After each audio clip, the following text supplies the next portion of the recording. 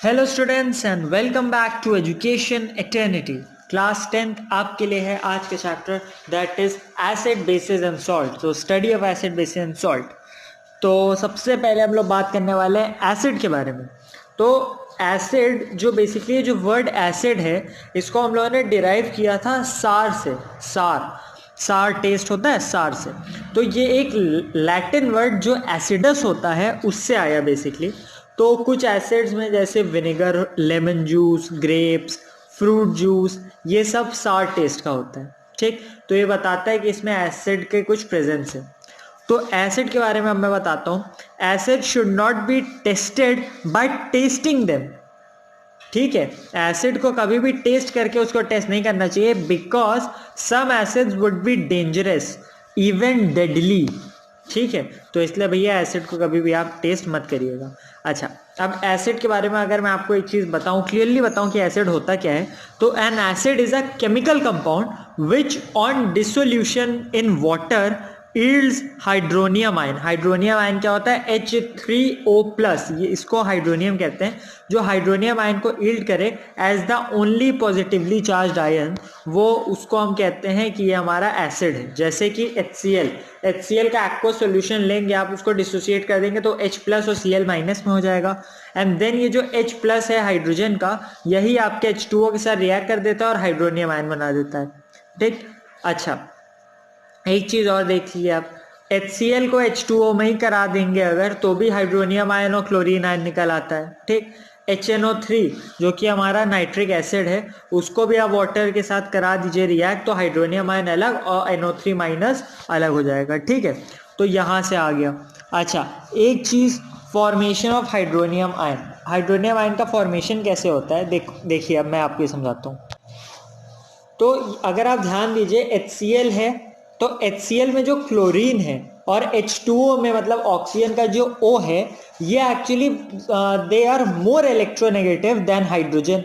तो क्या होता है कि इनके जो इलेक्ट्रोनेगेटिव एटम होते हैं ये आपस में खुद ही लिबरेट हो जाते हैं। अच्छा, हाइड्रोजन क्योंकि पॉजिटिव चार्ज है तो हाइड्रोजन को कुछ चाहिए, तो यहाँ पे क्या होता है कि यहाँ पे हाइड्रोनियम आयन बन जाता है। अच्छा, एक चीज और, वाटर फ्री HCl जो है उसमें कोई भी एसिडिटी नहीं होगी। उसका रीजन ये है क्योंकि वो एक कोवेलेंट कंपाउंड बन चुका होता है।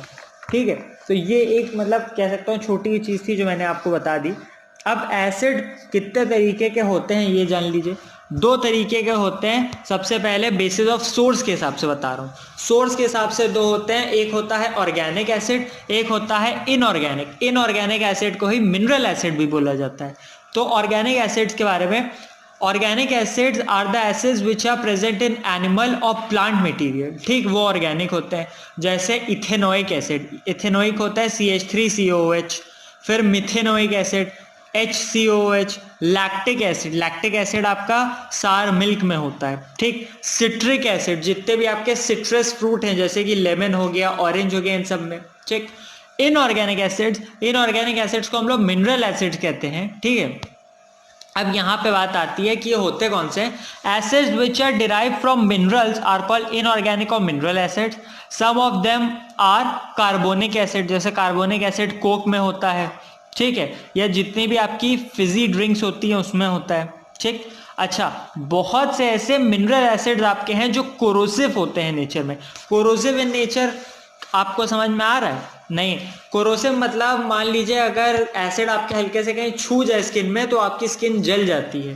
ठीक है, या इरिटेशन होने लगती है, ये होता है कोरोसिव नेचर। ठीक, अच्छा, इसके बाद on the basis of chemical composition, chemical composition के हिसाब से दो तरीके के एसिड होते हैं। एक होता है आपके हाइड्रा एसिड और एक होते हैं ऑक्सी एसिड्स। हाइड्रा एसिड्स क्या होते हैं? These are the acids which contains hydrogen and a non-metallic element which is other than oxygen. Hydra acid जो ऐसे होते हैं इसमें एक एलिमेंट तो हाइड्रोजन होता है, दूसरा कोई भी और नॉन मेटालिक एलिमेंट होगा लेकिन ऑक्सीजन नहीं होगा, जैसे HCl, HBr, HI, ये सब। ऑक्सी एसिड्स की बात करूं तो oxy acids are the acids which contain oxygen और ऑक्सीजन के साथ कोई दूसरा एलिमेंट होगा कॉम्बिनेशन में, या फिर हाइड्रोजन भी हो सकता है कॉम्बिनेशन में। ठीक, एक दूसरा एलिमेंट और हाइड्रोजन होता है ऑक्सीजन के साथ, तो ये होते हैं ऑक्सी एसिड्स, जैसे HNO3, H2SO4, CH3COOH, इस तरह आप समझ रहे हैं, ये हो गया।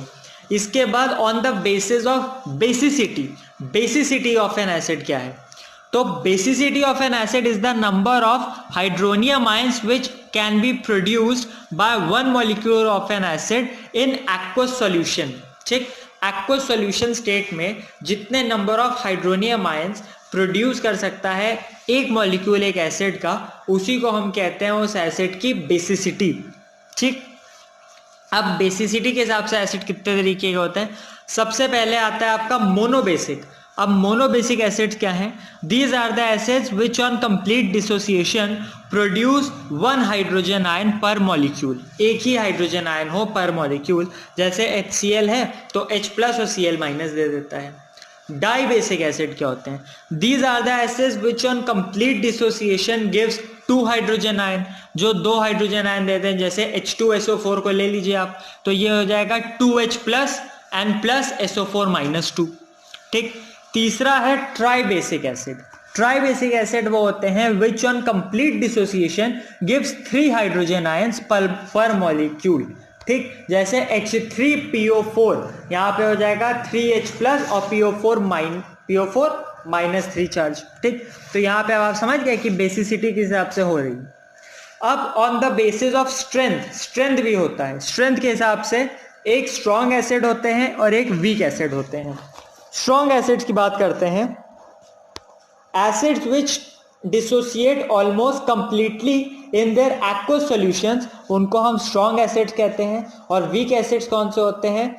वो एसिड जो कि बहुत स्मॉल एक्सटेंट पे, मतलब पार्शियली कह सकते हैं डिसोसिएट होते हैं, कंप्लीटली नहीं होते हैं, उनको हम वीक एसिड बोलते हैं। ठीक, अच्छा, इसके बाद on the basis of concentration, concentration के हिसाब से भी एसिड होता है। कंसंट्रेशन के हिसाब से क्या होता है? जनरली एक तो कंसंट्रेटेड एसिड होता है और एक होता है आपका डाइल्यूट एसिड। तो कंसंट्रेटेड एसिड क्या होता है?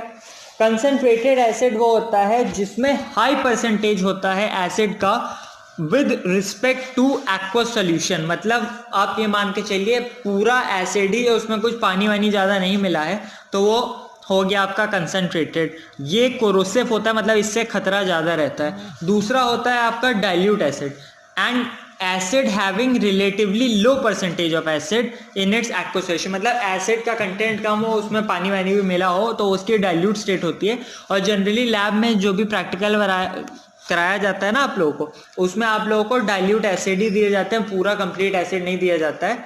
ठीक है, बहुत कम जगह ही कंसंट्रेटेड यूज होता है, नहीं तो बच्चे अपने आप को मतलब जला वला लेते हैं, तो इसीलिए। तो बस ये वीडियो इतनी ही रख रहा हूँ और पार्ट्स में लाऊंगा, क्योंकि मतलब मैं 10 मिनट से ज़्यादा की वीडियोज़ नहीं कर रहा हूँ, क्योंकि फिर बच्चे देखते नहीं हैं। तो ये वीडियो पसंद आई तो लाइक कर देना, चैनल को सब्सक्राइब कर लो, नोटिफिकेशन बेल को दबा दो ताकि आगे आने वाली वीडियोज़ आपको पता चल जाए। And thank you so much for watching this video.